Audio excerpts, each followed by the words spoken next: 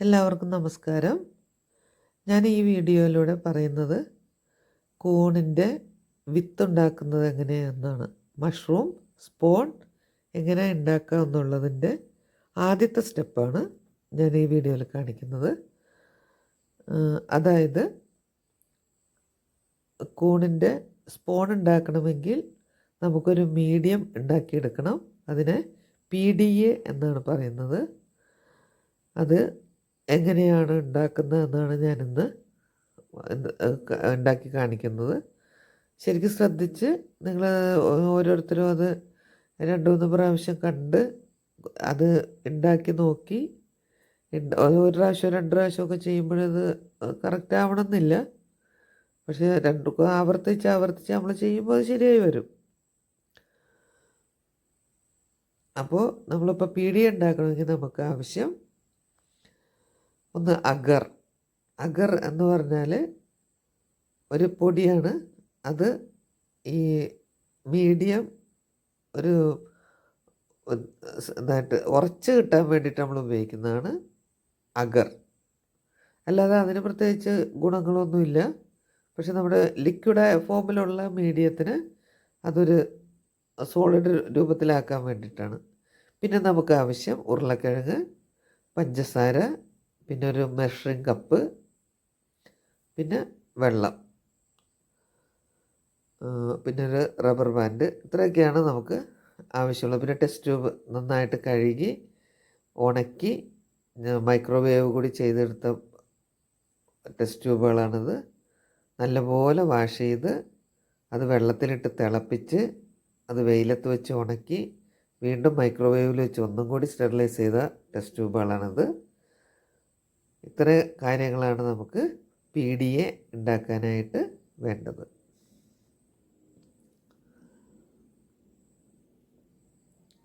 ഇതിന് വേണ്ടിയിട്ട് ആദ്യം ഞാനിപ്പോൾ ഉണ്ടാക്കാൻ ഉദ്ദേശിക്കുന്ന 1/2 ലിറ്റർ വെള്ളത്തിലുള്ള PDA ആണ് ഉണ്ടാക്കുന്നത്.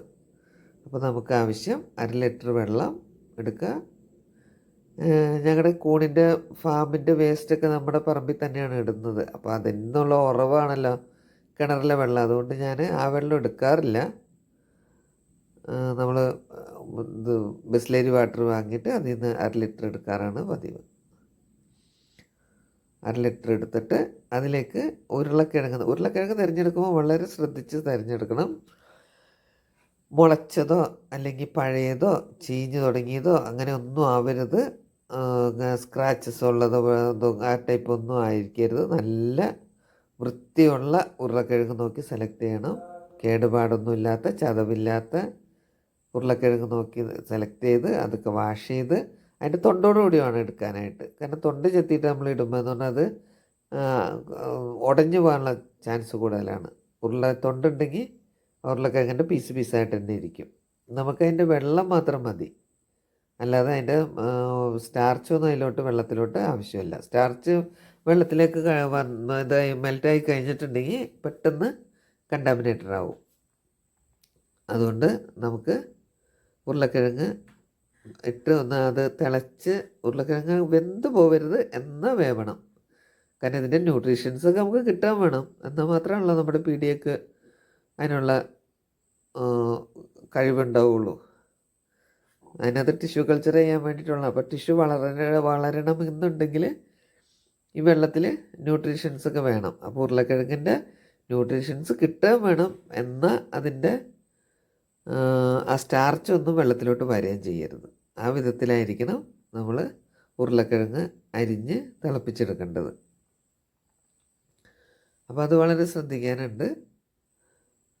ഉരുളക്കിഴങ്ങ് തിളച്ച് നല്ല തിള വന്നു കഴിയുമ്പോൾ ഒന്ന് കുറച്ചിടുക.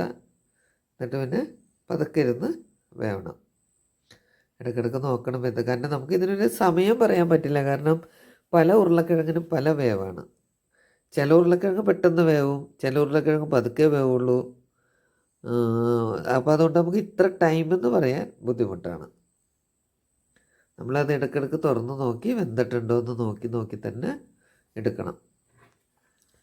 എന്നാൽ മാത്രമാണ് നമുക്കത് കറക്റ്റായിട്ട് കിട്ടുള്ളൂ. ഇത് വിത്തുൽപാദനത്തിൻ്റെ ഏറ്റവും ഇമ്പോർട്ടൻ്റ് ആയിട്ടുള്ള കാര്യമാണ് ഈ പീടി ഉണ്ടാക്കലും അതിൻ്റെ കൾച്ചർ നമ്മൾ ടിഷ്യൂ കൾച്ചർ ചെയ്യുന്നതും ഇതൊക്കെയാണ് ഏറ്റവും ഇമ്പോർട്ടൻ്റ് ആയിട്ടുള്ള കാര്യം. കാരണം നമ്മൾ നമ്മുടെ കുട്ടികൾക്കാണെങ്കിലും കുഞ്ഞ് പ്രസവിക്കുന്ന ടൈമിന് നമ്മൾ ബേബി ഫുഡൊക്കെ കൊടുത്ത് നല്ല ആരോഗ്യമാക്കി എടുക്കൂലേ. പിന്നെ ആ ടൈമിനാണ് ഏറ്റവും അസുഖങ്ങൾ വരുന്നതും. നമ്മൾ തണുപ്പടിക്കാതെ നോക്കണം, വെയിൽ കൊള്ളാതെ നോക്കണം, അങ്ങനെയൊക്കെ വളരെ സൂക്ഷിച്ച് നോക്കേണ്ട ഒരു സമയമാണല്ലോ. അതുപോലെയാണ് ഇതും. നമ്മൾ ഏറ്റവും കണ്ടാമിനേഷൻ വരാനും അല്ലെങ്കിൽ ബാക്ടീരിയ വൈറസ് ബാധ എല്ലാം വരാനും എല്ലാം ചാൻസുള്ള സമയം ഈ പീഡിയ ഉണ്ടാക്കുമ്പോൾ തുടങ്ങിയാണ്. അപ്പോൾ അതുകൊണ്ട് നമ്മൾ പീഡിയയുടെ കാര്യം തുടങ്ങി വളരെ ശ്രദ്ധിക്കണം. അത് കഴിഞ്ഞിട്ട് പിന്നെ അത് ടിഷ്യൂ കൾച്ചർ ചെയ്ത് അത് ടെസ്റ്റ് ട്യൂബിൽ കുറേ കംപ്ലയിൻറ്റ്സ് ഒക്കെ ഉണ്ടെങ്കിൽ അതൊക്കെ മാറ്റി ഏറ്റവും നല്ല ടെസ്റ്റ് ട്യൂബുകൾ നോക്കി നമ്മൾ അതിൽ നിന്ന് സെലക്ട് ചെയ്യുക. അങ്ങനെയാണ് നിൽക്കുന്നത്. ഇപ്പോൾ ഇത് നല്ലോണം ഉരുളക്കിഴങ്ങ് നന്നായിട്ട് തിളച്ചു. ഇനി അത് തീ കുറച്ചിട്ടിട്ട് മൂടി വയ്ക്കും.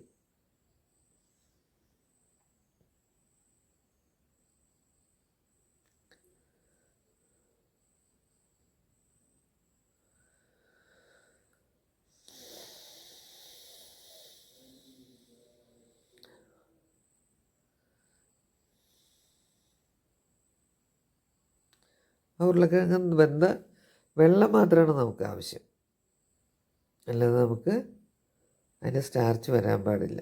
നമുക്ക് വളരെ ശ്രദ്ധിക്കണം.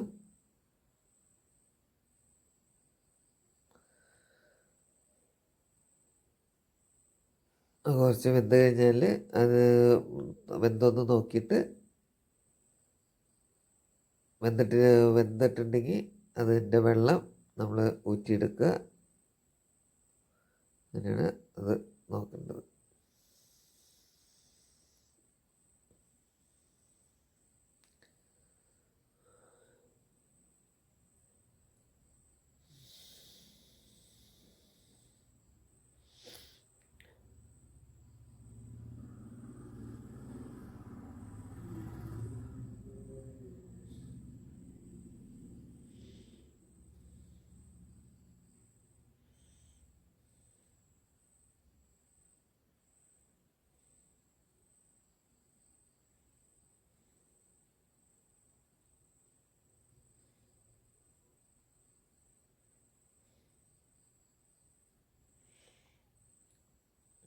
ഉരുളക്കിഴങ്ങ് ഞെക്കി നോക്കുമ്പോൾ ഞങ്ങുന്നുണ്ടെങ്കിൽ അത് മതി. ഇനി അതിലും കൂടുതൽ വെന്ത് പോയാൽ പിന്നെ ആ ഉരുളക്കിഴങ്ങിൻ്റെ സ്റ്റാർച്ചൊക്കെ അതിലേക്ക് വെള്ളത്തിലേക്ക് വരും.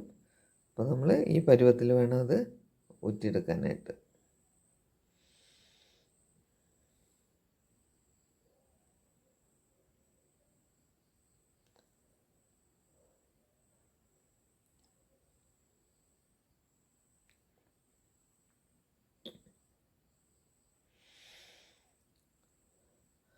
ലിറ്റർ വെള്ളം തിളപ്പിച്ച് ഊറ്റിയെടുത്തപ്പോൾ നമുക്ക് ഇത്രയേ ഉള്ളൂ അത്. അപ്പോൾ അതൊരു 300-350 ഉള്ളൂ.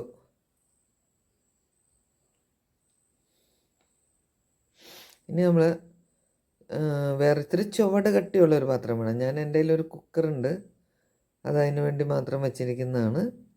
അതിലേക്ക് നമ്മൾ അഗർ ഒഴിക്കുകയാണ്. അത് കുറേശ്ശെ ഒഴിക്കണം. കുറേശ്ശെ ഒഴിച്ച് അത് അലിയിപ്പിച്ച് എടുക്കണം. അല്ലെങ്കിൽ ഒരുമിച്ച് വെള്ളം ഒഴിച്ചിട്ടുണ്ടെങ്കിൽ അതിലോട്ട് അലിഞ്ഞ് കിട്ടാൻ ബുദ്ധിമുട്ടാണ്. അപ്പോൾ അത് കുറച്ച് വെള്ളം ഒഴിച്ച് അത് അലിയിച്ച് കുറേശ്ശെ വെള്ളം ഒഴിച്ചിടണം. അതിപ്പോൾ ഗ്യാസ് ഓണല്ല കേട്ടോ. ഇത് അലിഞ്ഞ് നമ്മൾ വെള്ളമൊക്കെ റെഡി ആയിട്ടാണ് ഗ്യാസ് ഓണാക്കുള്ളൂ. ഇപ്പോൾ ആ വെള്ളത്തിൻ്റെ ചൂടുണ്ടല്ലോ, നമ്മൾ ഉരുളക്കിഴങ്ങ് വേവിച്ച വെള്ളത്തിൻ്റെ ചൂടുണ്ട്. ആ ചൂടിന് തന്നെ അത് അങ്ങനെ പതുക്കെ മെൽറ്റായി വരും. ഇതിൽ നമ്മൾ ഉപയോഗിച്ചിരിക്കുന്നത് 10 ഗ്രാം അഗറും 10 ഗ്രാം പഞ്ചസാരയും 500 ml വെള്ളമാണ് ഉപയോഗിച്ചിരിക്കുന്നത്. ഇത്രയും സാധനം മതി നമുക്കിത്. പിന്നെ ഉരുളക്കിഴങ്ങ് 100 ഗ്രാം ഉരുളക്കിഴങ്ങ് വേവിച്ച വെള്ളം, ഇത്രയും കാര്യമാണ് നമുക്കിതിന് വേണ്ടിയിട്ട് ആവശ്യം. അത് കുറേശ്ശെ അഗർ വെള്ളത്തിൽ മിക്സ് ചെയ്ത് എടുത്ത് അല്ലെങ്കിൽ കട്ടയായിട്ട് കിടക്കും അതിൽ.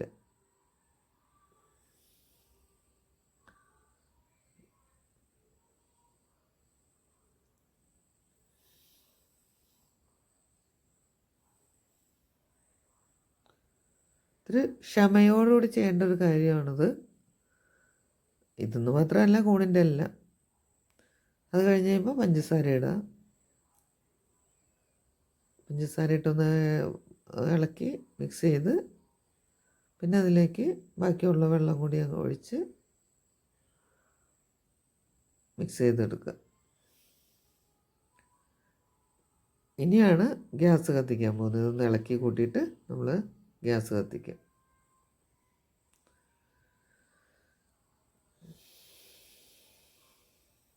അത് നല്ലോണം ഒന്ന് തിളയ്ക്കണ വരെ, തിളച്ച് കഴിഞ്ഞത് നമ്മൾ കുറച്ചിടണം. സിമ്മിലിട്ടിട്ട് വേണം പിന്നെ വേവിച്ചെടുക്കാനായിട്ട്. അപ്പം അതൊക്കെ അതും അതിൻ്റെ സമയം നമുക്കൊന്നും തീരുമാനിക്കാൻ പറ്റില്ല. കാരണം എത്ര ടൈമെന്ന് പറയാൻ പറ്റില്ല. അതിനൊരു ടൈമുണ്ട്. അതിൻ്റെ വെള്ളം നമ്മളത് കുറച്ച് നേരം കഴിയുമ്പോൾ ഒരു 10 മിനിറ്റൊക്കെ കഴിയണം. അപ്പോൾ നമ്മൾ ടെസ്റ്റ് ചെയ്ത് നോക്കുക. അപ്പോൾ അത് നമ്മൾ അതിൻ്റെ ഉണങ്ങിയിട്ടുണ്ടോയെന്ന്, അതിൻ്റെ പാകം കറക്റ്റാണോന്ന് അറിയാനായിട്ട് ഒരു ഡ്രോപ്പ് എടുത്തൊരു പാത്രത്തിൻ്റെ വച്ചിട്ട് പതുക്കെ ചൂടാറി കഴിയുമ്പോൾ നോക്കുക. അപ്പോൾ അത് ഇങ്ങനെ കട്ടിയായിട്ടുണ്ടെങ്കിൽ മതി, അല്ലെങ്കിൽ പിന്നെ വേവിക്കണം. അങ്ങനെയാണ് അതിൻ്റെ പരുവം നോക്കേണ്ടത്.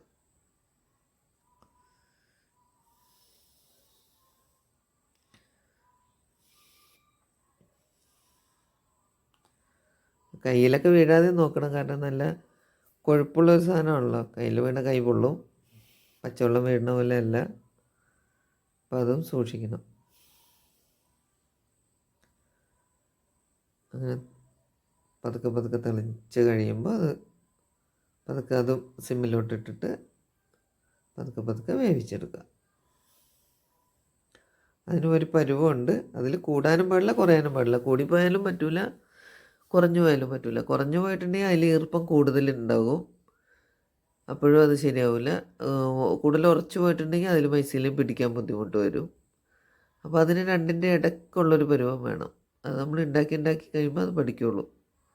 ആദ്യം തന്നെ ഉണ്ടാക്കുമ്പോൾ അത് ശരിയാവണമെന്നില്ല. പിന്നെ കൾച്ചർ ചെയ്യുമ്പോഴും എല്ലാത്തുമ്മയും മൈസീലയും അങ്ങനെ വളർന്നു വരും. അപ്പോൾ ആദ്യമായിട്ട് ചെയ്യുന്നവർ നോക്കുമ്പോൾ എല്ലാ ടെസ്റ്റ് ട്യൂബും നല്ലതെന്ന് തന്നെ പറയും. എല്ലാവരും മിക്കവരും എൻ്റെ അടുത്ത് പറയാറുണ്ട്, ഞാൻ ആദ്യം ചെയ്തപ്പോൾ തന്നെ എൻ്റെ ടെസ്റ്റ് ട്യൂബൊക്കെ റെഡിയായി എന്ന് പറയും. പക്ഷെ അതെല്ലാം റെഡി ആയിരിക്കില്ല. അത് നമ്മൾ പിന്നീട് മനസ്സിലാവുമ്പോഴാണ് നമുക്കത് ഇതൊന്നും നല്ലതായിരുന്നില്ല എന്ന് മനസ്സിലാവുള്ളൂ. അതിനകത്ത് വേറെ ഫംഗസുകൾ ചിലപ്പോൾ ഉണ്ടാവാം, അല്ലെങ്കിൽ എന്തെങ്കിലും കണ്ടാമിനേഷൻ ഉണ്ടാവും. അതൊക്കെ നമുക്ക് പെട്ടെന്ന് മനസ്സിലാവില്ല. വളരെ കണ്ട് വരുമ്പോഴാണ് നമുക്കത് മനസ്സിലാവുള്ളൂ. ആദ്യമായിട്ട് ചെയ്യുമ്പോൾ വിചാരിക്കുന്നത് ഇതൊക്കെ വളരെ സിമ്പിളാണല്ലോ എന്ന് വിചാരിക്കും. പക്ഷേ ടെസ്റ്റ് ട്യൂബ് റെഡിയായി അത് കഴിഞ്ഞിട്ട് അത് മദർ സ്പൂണിലോട്ടാക്കി എടുക്കാനാണ് ഏറ്റവും ബുദ്ധിമുട്ട്. അതൊക്കെ കുറേ ചെയ്ത് കഴിയുമ്പോഴാണ് ഇതിപ്പോൾ ഇപ്പോൾ എന്താണ് നമ്മുടെ എത്രയോ സമയം നമ്മൾ മെനക്കെട്ടിട്ടാണ് നമ്മളിത് റെഡിയാക്കി എടുക്കുന്നത്. അതിൽ നിന്ന് ചിലപ്പോൾ ഒരു ബാച്ചൊക്കെ അങ്ങനെ തന്നെ പോകുന്നു, ശരിയായി റെഡിയായി കിട്ടാൻ കൂടിയില്ല. ചിലപ്പോൾ അതിൽ കുറച്ച് കിട്ടും, കുറച്ച് പോവും, ചിലപ്പോൾ നല്ലൊരു ശതമാനം പോവും. അങ്ങനെയൊക്കെയാണ്. ടെസ്റ്റ് ട്യൂബ് ഉണ്ടാക്കി കിട്ടാൻ ബുദ്ധിമുട്ടാണ്. കിട്ടിക്കഴിയുമ്പോൾ അത് MS ആക്കുമ്പോൾ അതിൽ ചിലപ്പോൾ എല്ലാം കിട്ടണമെന്നില്ല, ചിലപ്പോൾ കുറച്ച് കിട്ടും. അത് MS നമ്മൾ പിന്നെ സ്പോൺ ഉണ്ടാക്കും. അപ്പോഴും ചിലപ്പോൾ ഒരു ബാച്ചൊക്കെ ചിലപ്പോൾ മോശമായി പോവും. അതൊക്കെ ഇതിൽ പറഞ്ഞിരിക്കുന്ന കാര്യങ്ങളാണ്. അപ്പോൾ അതിനെയൊക്കെ നമ്മൾ സഹിക്കാൻ തയ്യാറാണെങ്കിൽ മാത്രമാണ് വിത്തുൽപ്പാദനം നമുക്ക് പഠിക്കാനും ചെയ്യാനും പറ്റുള്ളൂ.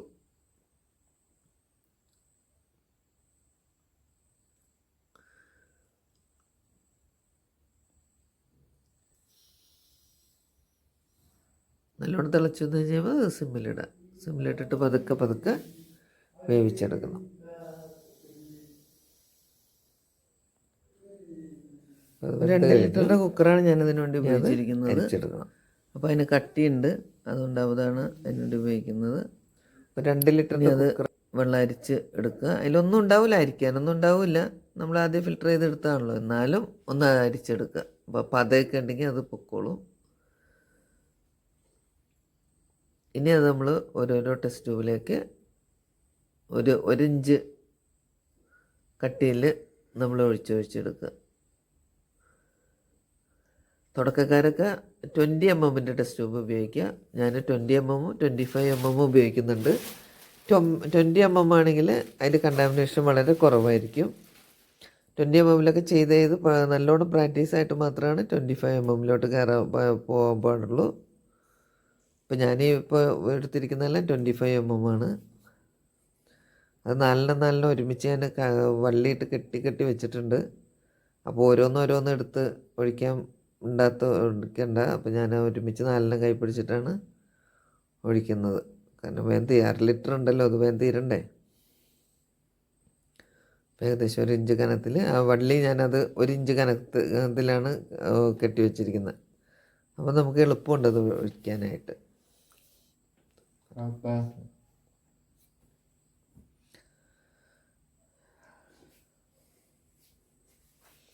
ഇത് വളരെ സൂക്ഷിക്കണം. കാരണം ഇപ്പോൾ ഇത് ലിക്വിഡ് ഫോമാണ്. പക്ഷേ ഇതിൻ്റെ ടെമ്പറേച്ചർ കുറഞ്ഞു കഴിഞ്ഞാൽ ഇത് സോളിഡ് പോലെയാവും. അപ്പോൾ അതിനു മുമ്പ് നമ്മൾ ടെസ്റ്റ് ട്യൂബിലോട്ട് ഒഴിച്ചെടുക്കണം. എന്നാൽ വളരെ സൂക്ഷിക്കാൻ വേണം. കാരണം നല്ല ചൂടുള്ള സാധനമാണ്. ടെസ്റ്റ് ട്യൂബിൽ അളവ് കൂടിപ്പോവരുത്. അതൊക്കെ വളരെ സൂക്ഷിക്കണം.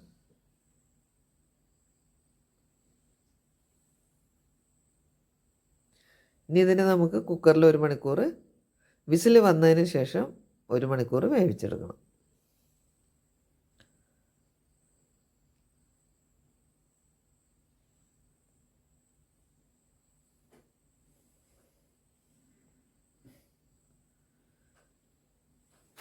അത് 1 മണിക്കൂർ വേവിച്ച് ഇതുവരെയൊക്കെ ഇങ്ങനെയൊക്കെ പോവാം. പക്ഷെ കുക്കർ തുറക്കുന്നത് തുടങ്ങി ലാബിൻ്റെ ഉള്ളിലായിരിക്കണം. കാരണം ഇനി നമ്മളിത് അതിന് കവറൊക്കെ കൊടുത്ത് കുക്കറിൽ വെച്ച് 1 മണിക്കൂർ വേവിക്കാനുള്ളതാണ്. അത് കഴിഞ്ഞാൽ പിന്നെ നമ്മളിവിടെ ഒന്നും വെച്ച് തുറക്കാൻ പാടില്ല. ലാബിൻ്റെ ഉള്ളിൽ വെച്ചാണ് നമ്മളിനി കുക്കർ തുറക്കുള്ളൂ. അങ്ങനെയാണ് ഇതിൻ്റെ കാര്യങ്ങൾ. ഇങ്ങനെയാണ് പീടി ഉണ്ടാക്കുന്നത്. എന്തെങ്കിലും മാധ്യമത്തിലാണല്ലോ നമുക്ക് മൈസീലിയം വളർത്തിയെടുക്കാൻ പറ്റുള്ളൂ. ഇപ്പോൾ ഡയറക്റ്റ് ചോളത്തിലോട്ടൊക്കെ ഇട്ടാലും വളരുമെന്ന് പറയുന്നുണ്ട്. പക്ഷെ അതൊന്നും ഞാൻ ചെയ്തിട്ട് ശരിയായിട്ടില്ല. ഞാനിതുപോലെ പീഡിയയിലാണ് വളർത്തിയെടുക്കുന്നത്. ഇനി ലിക്വിഡ് കൾച്ചർ ഉണ്ട്. അതാണെങ്കിൽ സിറിഞ്ചിൽ എടുത്തിട്ട് ഇഞ്ചെക്റ്റ് ചെയ്ത് എടുക്കാം. അത് ഒരുപാടൊക്കെ ചെയ്യുന്നവർക്ക് അത് ചെയ്യാം. അതിലോട്ട് ഞാനിപ്പോൾ പോയിട്ടില്ല, നോക്കണം.